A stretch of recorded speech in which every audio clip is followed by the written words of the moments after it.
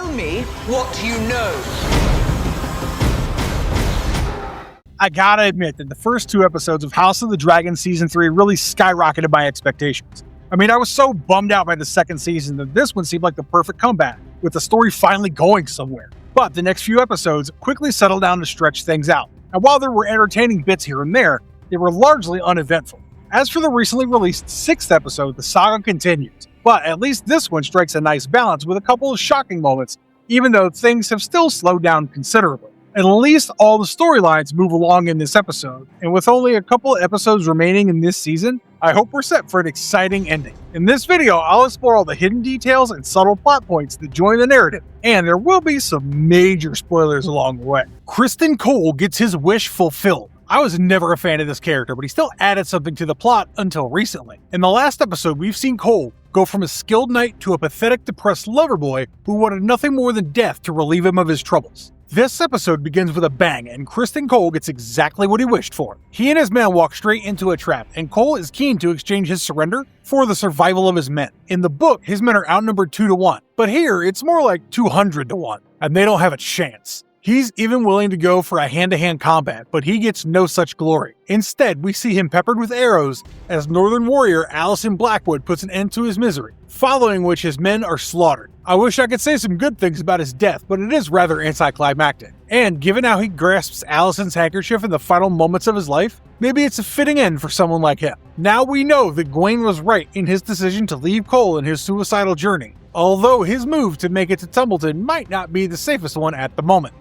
Alice Rivers continues protecting Prince Aemond. The realm might be indulged in one of the worst civil wars in history, but Alice Rivers has her priorities sorted out. She's willing to side with anyone who will ensure her grip over Harrenhal, and as of now, Prince Aemond Targaryen is her best bet. In the previous episode, we've seen that she'll go to great lengths to save his life, even risking her own. And then we caught a glimpse of the old badass version of Prince Aemond as he slayed the men after his life and protected Alice in the process. Now, she continues to care for him and protect him, and she doesn't want him to leave for the sake of his own safety. She does have these credible visions and warns him that if he finds Vhagar like he wants to, he will die.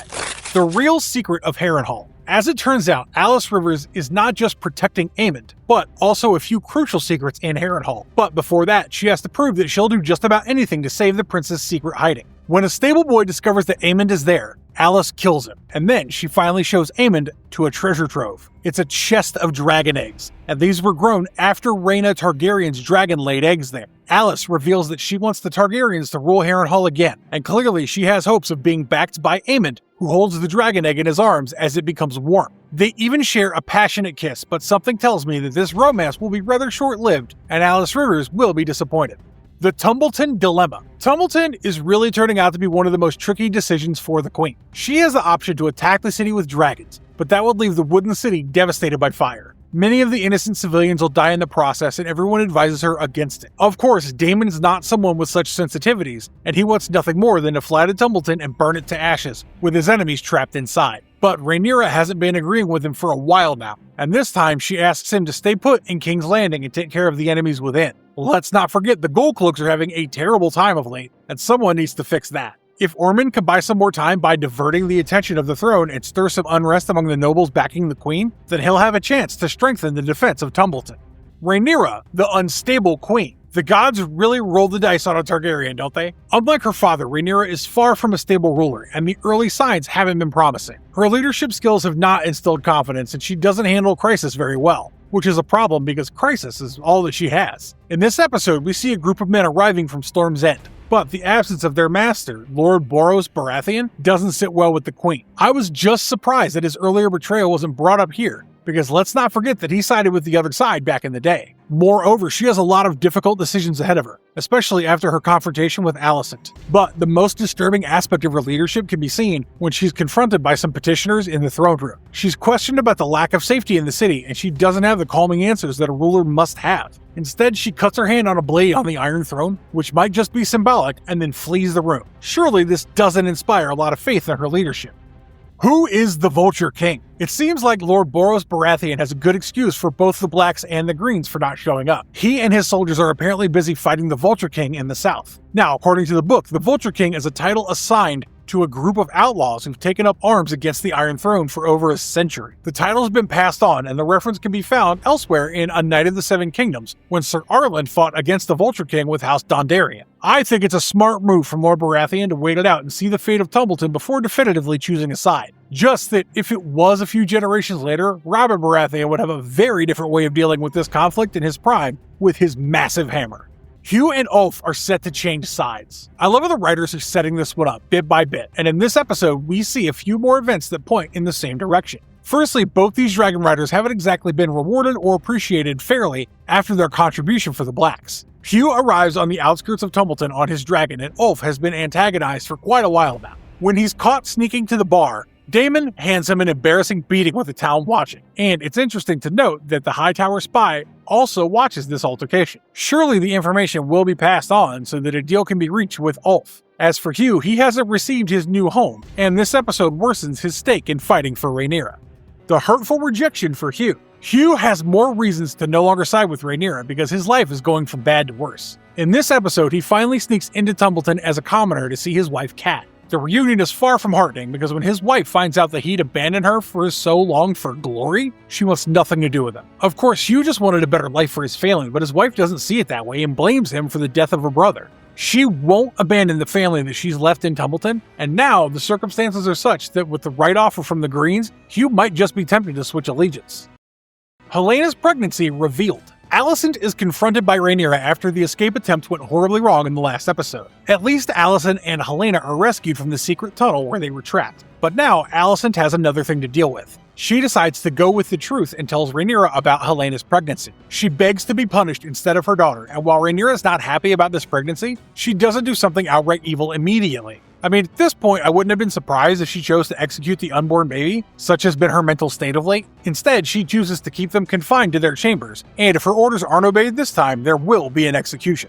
Mysaria conceals the secret. It's a good thing that Alicent didn't blow her cover, because Rhaenyra is in the kind of mood that endangers anyone who lies to her at the moment. Mysaria did know about the pregnancy, as she was smart and kind enough not to mention it. However, now that Rhaenyra's found out, she pretends to have no idea about the pregnancy. I've always known Mysaria was a quick thinker, and she knows how best to safeguard herself. Her loyalty to the Queen is not in question here, but she's still playing it safe, hoping to save herself and a baby if it means a couple of white lies. She orders a servant to be killed for being a thief and a liar, and as of now, the cover seems to work. This is the same maid who was given a precious necklace by Alicent to help her escape, so maybe this is a nice way for Mysaria to cover the tracks well enough.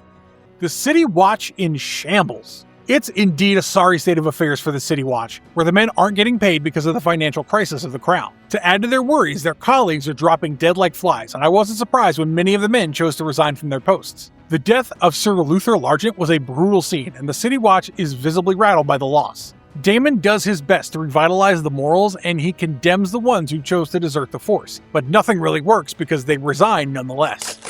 Baela and Alan's romance intensifies. I would say that this is an unlikely duo, but they're probably the most normal couple among the Targaryen practices. I mean, as disgusting as it is that he's kissing his niece, House of the Dragon has taken things too far with Aemond kissing Alicent already. But when Baela shares her troubles with Alan of Hull, they share a passionate kiss that might go on to have consequences when the others discover their relationship. It wasn't so long ago that Alicent was lamenting the possibility that she would be married off to some random lord. As of now, they're just two young people in love, and I wonder what they're willing to do to safeguard their love life.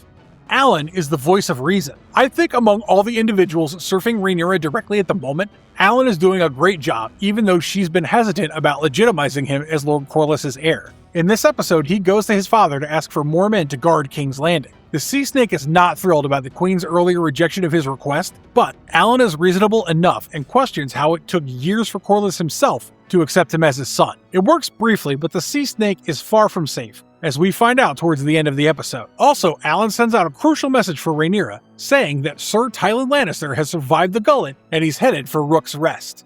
Rhaena gets a warning. She's having the worst time out there, and she's been asked by both her father and Lady Arryn to stay low. However, in this episode, she watches her sister fly on her dragon at a distance, and she's clearly longing to go back home. In return, she gets a serious warning from Lady Arryn, who promises that she'll die if her secret's revealed. And I guess the anger is justifiable because the fury brought about by this piece of information will come down on Lady Arryn as well. Rhaena's no longer so thrilled about gaining a dragon, it seems. Helena and her prophetic visions. We've learned before that Helena has some special abilities when it comes to the visions she has. In this episode, her visions reveal something that can be a potential turning point in the battle. But right now, she's extremely disappointed by his mother because Alicent lied to her about Princess Jaehaera, whom they would have left behind if they'd managed to escape. She thinks that Alicent is just being selfish and she refuses to eat, which isn't the smartest thing to do in her physical condition. But the crucial detail here is what Helena has stitched because Alicent discovers the presence of Aemond and Harrenhal through her work. Alicent spills the prophecy. I think it's clear by now that Alicent is done with the twisted Game of Thrones and she wants nothing more to do with the Iron Throne anymore. All she cares about is the safety of her daughter, and for that, she's willing to endanger her son Aemond. She meets Rhaenyra and tries to strike a deal by revealing the location of Aemond in Harrenhal, where he is without a dragon. Rhaenyra realizes that Helena is a dreamer just like Daenerys Targaryen, who had predicted the doom of Valyria, prompting the Targaryens to move to Westeros. However, Rhaenyra has another plan in place, as she intends to send Alicent with a single sword to ensure the death of Aemond. In return, she promises to care for Helena until her return. This does lead to an adorable mother-daughter moment as Helena reveals that she doesn't want Alicent to go. It's also an opportunity for Alicent to confess that she didn't have a choice about getting her married to her brother Aegon, and she was just happy that it kept her close. All Alicent wants is to win her freedom, and she convinces Helena to eat after promising that she would return for her. The Blacks fight back. Sometimes it feels like a very slow boxing match between the Blacks and the Greens, where each side lands a solid punch every once in a while, and after the strike on the Gold Cloaks that rattled Rhaenyra, it's time for the Blacks to fight back. Daemon leads the charge as he walks the streets in a gold cloak and lures a member of the City Watch and a Hightower spy into his trap. These men are killed, but not before Daemon discovers a grim warning about the small folk rising for Daeron the Daring, which I think is a funny name because Daeron is anything but daring. Also, the plan to send in assassins dressed in the Baratheon armor to slay Ormond is a smart move, even though it doesn't quite work out. Kick this dog and he'll bite your hand. The mission to send assassins to Tumbleton fails miserably, and it's almost comical as Ormond nearly passes out from the stench as the assassins are identified and killed. In return, Rhaenyra gets a message on the tunic of the assassins in Baratheon clothing. It says, "Kick this dog and he will bite your hand," which is clearly going to mess with the Queen and get on her nerves. Gwaine Hightower proves to be valuable. We already have known that he's a smart fellow, and his decision to abandon Cole was just in time. Now we see him as the voice of reason as he tries to explain to Ormond why continuing the fight might not be a wise decision. But Ormond is headstrong and determined to hold out in Tumbleton. His plan is simple enough. He has a puppet heir prepared by his side, and he's causing unrest in the kingdom to turn people against Rhaenyra. Time is all he needs to win this battle of wits because he wouldn't win it if the armies go head-to-head. Gwaine is not convinced, but his opinions matter little, and I even noticed Ormond's sly dig at him for his supposed homosexuality. Also, it's hilarious how Ormond has to resort to his perfume in the presence of Gwaine, because his time away surely didn't help how he smells. At least after saving his life, he gets an apology from Ormond and he's permitted to return to their ancestral home of Old Town. The heartening confession of Prince Daeron. Say what you will, but among the lunatics and maniacs, this little guy is one of the sane ones out there. Prince Daeron has been molded by Ormond, but in this episode it's revealed that he still has a heart. During a conversation with Gwaine, he reveals that he doesn't really like the way Ormond has changed him, and it's almost sad to hear him miss his mother. I wonder what becomes of him in the show, because I don't think the showrunners will go by the book on this one. What's up with Aegon? I almost forgot about the absentee king, right? Well, he does get some screen time in this episode, as does his traveling companion Larys Strong. At Rook's Rest, Tywin Lannister can be seen burying the man that Aegon killed in the previous episode. Larys again tries to convince him to flee the country, and finally Aegon relents and agrees to set sail for Essos. The climactic twist with Corlys. The sea snake just cannot catch a break. Just when he decides to join Rhaenyra's army and reconsiders his grudges against her for not legitimizing his sons, tragedy strikes. He's attacked by Jon Roxton and Ormond's men seize him. Now, I'm quite sure that he doesn't die yet, and if I go by the book, Corlys is one of the few who survive after the war. He continues to serve as the Hand of Rhaenyra and dies of old age many years later. I know that the show's taken plenty of creative liberties, but I don't think this will be one of them. It's just that Corlys being held by the Greens might be a significant advantage in the forthcoming battle. I'd love to hear your take on this eventful episode in the comments below, and also share your thoughts on how the season might end. If you like this video, please like, subscribe, and ring our notification bell so that when we get more dragon content, you find out first. Stay safe, have a great day, and as always, stay marvelous.